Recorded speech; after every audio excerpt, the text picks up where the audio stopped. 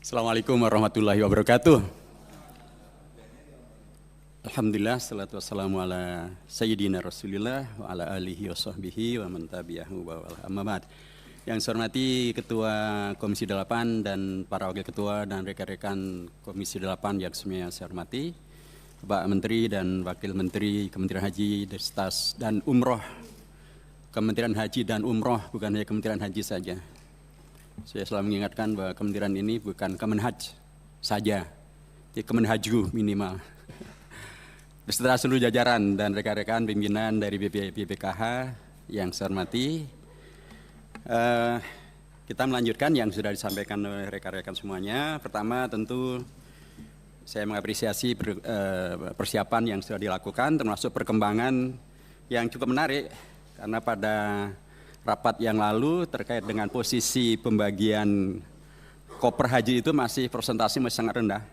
Tapi tadi oleh Bapak Menteri Gus Irfan sudah disampaikan ada perkembangan yang sangat menarik sampai pada posisi persentase 74% dari Saudi Airlines dan Garuda dari 50,8%. Tentu itu menandakan adanya upaya untuk benar-benar permasalahan-permasalahan yang belum selesai dikejar untuk bisa diselesaikan.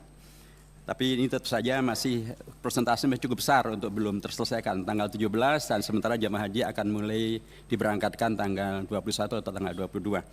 Tapi tadi sudah disampaikan bahwa sudah didatangilah pihak yang dalam tanda kutip memenangkan tender mungkin gitu ya, tentang pengadaan koper ini.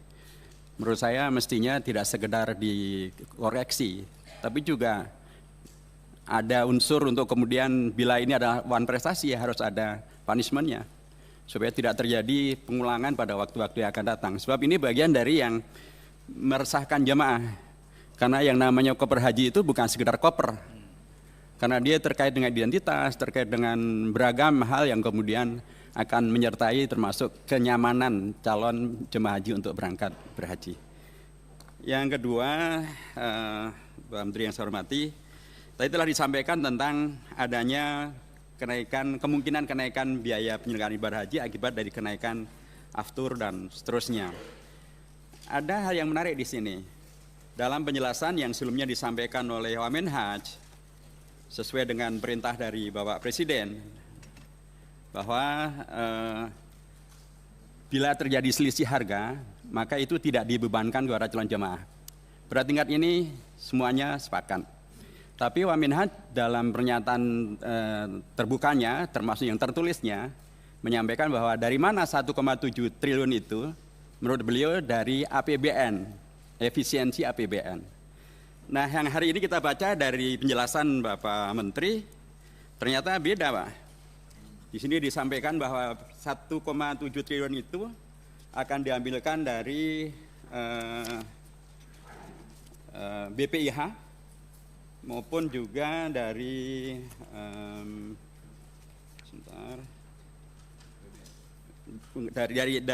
dari BPIH, komponen biaya penerbangan jemaah haji bersumber dari BPIH, sementara biaya petugas kloter bersumber dari APBN.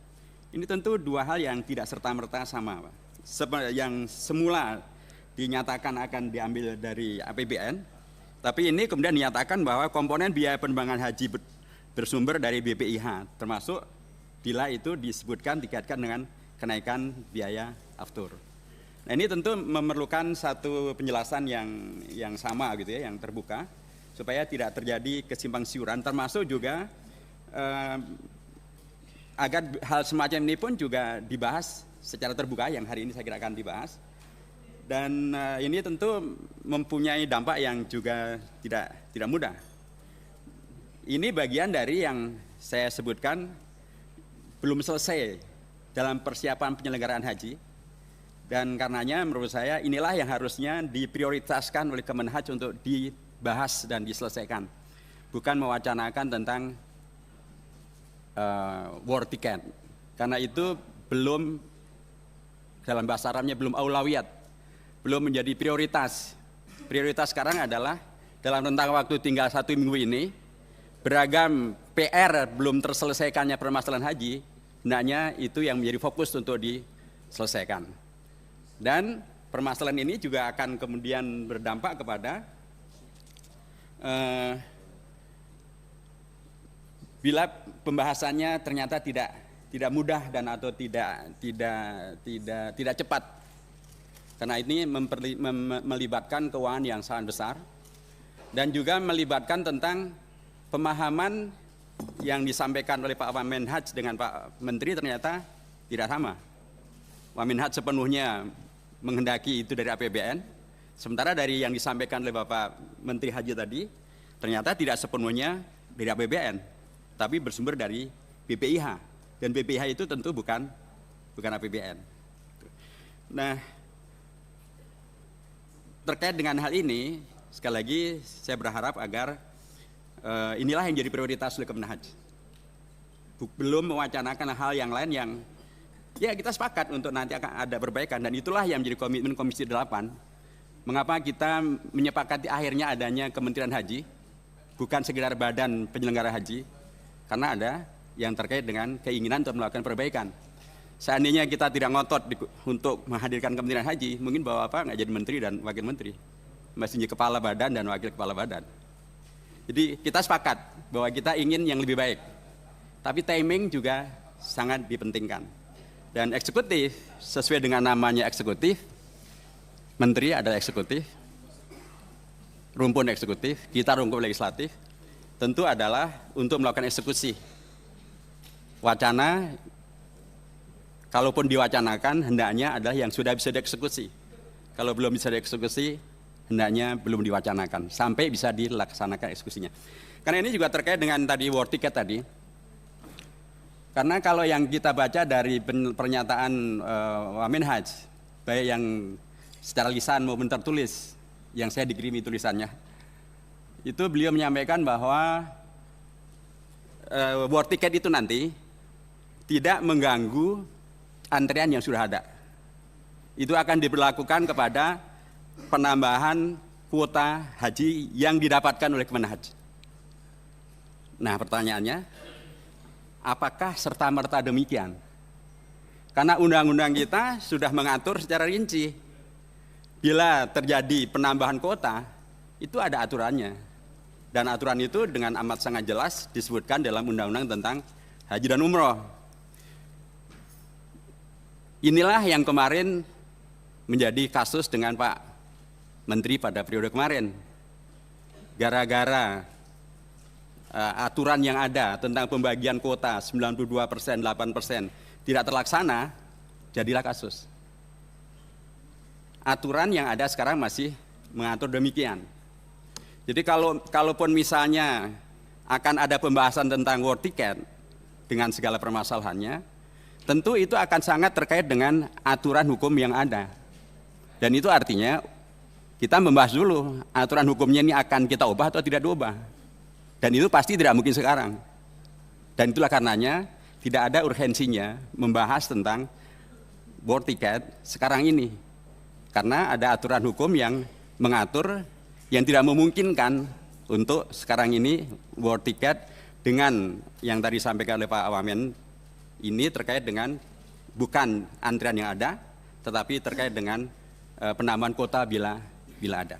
Dan terkait dengan penambahan kuota, itu sudah berkali-kali kami sampaikan dalam rapat kerja di Komisi 8 ini, saya dan kawan-kawan yang lain sudah menyampaikan beragam opsi. Kita sepakat bahwa penting untuk memangkas daftar antri yang berkepanjangan ini, dan karena kita sepakat menjadi disamakan menjadi 26 tahun. Dan sudah berkali-kali kami sampaikan, termasuk juga menjadi keputusan di Komisi 8, memangkas daftar tunggu itu dimungkinkan bila salah satu di antaranya memang adalah terjadi penambahan kuota. Penambahan kuota itu bagaimana? Itulah yang dalam pembahasan tentang revisi undang-undang tentang haji, kami sampaikan bahwa tugas daripada diplomasi haji mestinya tidak hanya yang terkait dengan penyelenggaraan haji itu sendiri, termasuk diplomasi haji adalah untuk mendapatkan tambahan kuota haji. Beragam cara yang bisa dilakukan. Bila kemudian memang 1:1000 itu adalah bagian dari keputusan di OKI, bila mudah-mudahan tidak, maka berarti diperlukan komunikasi secara efektif dengan OKI untuk kemudian bisa mendapatkan tambahan kuota, bukannya 1:1000, tapi mungkin bahkan 2:1000. Bila 2:1000 dimungkinkan, melalui diplomasi haji, solusi ini ada di depan mata. Atau bila kemudian kuota haji Indonesia adalah kaidahnya ada 1:1000, maka jemaah haji Indonesia selama ini belum mendapatkan kuota yang semestinya. Karena jumlah penduduk muslim Indonesia ternyata bukan 221 juta, tapi menurut BPS jumlahnya sekitar 248 juta. Itu artinya diplomasi haji yang harus dikerjakan Kementerian Haji untuk mendapatkan selisih angka ini. Dari 248 sementara yang didapat baru 221, berarti ada 27.000 yang belum mendapatkan kuotanya. Yang ketiga yang sudah mulai dilakukan kawan-kawan di Komisi 8 juga, yaitu diplomasi haji melalui lobby terhadap negara-negara yang kuota hajinya tidak terpakai agar bisa dikerjasamakan dengan Indonesia untuk dipakai oleh Indonesia. Itu bagian dari diplomasi haji. Nah, ini ada sesuatu, diplomasi haji untuk bisa mendapatkan tambahan kuota sesuatu, tapi aturan yang sudah ada itu sesuatu yang lain. Jadi kalaupun nanti mendapatkan tambahan kuota, tetap saja agar tidak terulang kasus yang kemarin ini, pemberlakuannya tetap merujuk kepada undang-undang yang ada. Kecuali kita nanti sepakat perubahan undang-undang diubah. Sekarang yang ada adalah undang-undangnya memberikan kuota 92% untuk haji reguler, 8% untuk haji khusus. Kalau ada penambahan, itulah yang harus dirujukan. Terjadinya kasus kemarin adalah karena ini tidak dilaksanakan. Kita tidak ingin ini terulang kembali, Pak Menteri dan Pak Wamen. Kami justru menghendaki agar kementerian ini memotong lingkaran setan, seolah-olah Kementerian Agama terkait dengan masalah dengan KPK gara-gara masalah haji. Kami tidak ingin menyelamatkan baju semuanya, karenanya kami sampaikan sekali lagi, fokuslah pada segala sesuatu yang sesuai dengan undang-undang. Kita cari solusi, tapi dalam koridor undang-undang. Kalau memang nanti akan ada perubahan, ya kita bahas dulu. Jangan diwacanakan sementara undang-undangnya tidak sesuai dengan apa yang ditentukan undang-undang. Yang terakhir, Bapak Ibu hormati, terkait dengan masalah DAM. MUI sudah membuat pernyataan yang sangat tegas bahwa tidak sah pemotongan hewan DAM kecuali di Saudi lah gitu.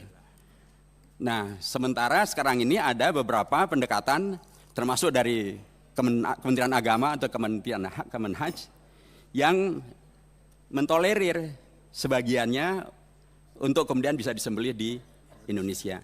Nah, saya ingin mendapatkan kepastian. Jadi dari Kemenhaj sendiri sikapnya seperti apa? Karena di tingkat jamaah juga menghadirkan kegalauan. Mereka tidak ingin gara-gara DAM kemudian ibadah haji mereka tidak maksimal. Ini juga bagian-bagian yang mestinya diprioritaskan, diselesaikan. Dan ini jelas perlu disampaikan hanya tinggal beberapa hari lagi sebelum pelaksanaan. Ini lebih urgen ketimbang masalah war ticket. Dan terakhir, war ticket ini bukan sekedar istilah, Bapak. Karena terkait dengan ibadah, itu al-ghayah laha hukmul wasilah. Tujuan itu juga sangat terkait dengan wasilahnya apa. Karenanya ibadah ini namanya ibadah haji. Sementara terminologi haji itu sudah ada sejak zaman Nabi Ibrahim. Dilanjutkan, tidak diganti dengan sesuatu yang menghadirkan syubhat. Saya mengatakan syubhat karena istilah war ticket itu mengesankan bahwa ini ada kompetisi untuk mendapatkan tiket. Saya paham bahwa maksudnya ini untuk menyederhanakan, tapi hendaknya pergunakanlah terminologi yang tidak menghadirkan bias. Tidak menghadirkan sesuatu yang bertentangan dengan ibadah haji yang luar biasa ini. Saya ingin mendoakan mudah-mudahan Bapak dan Pak Menteri Haji dan Wamen Haji dan seluruh jajarannya dimudahkan oleh Allah untuk melaksanakan seluruh amanah ini dengan cara yang baik sesuai dengan aturan undang-undang.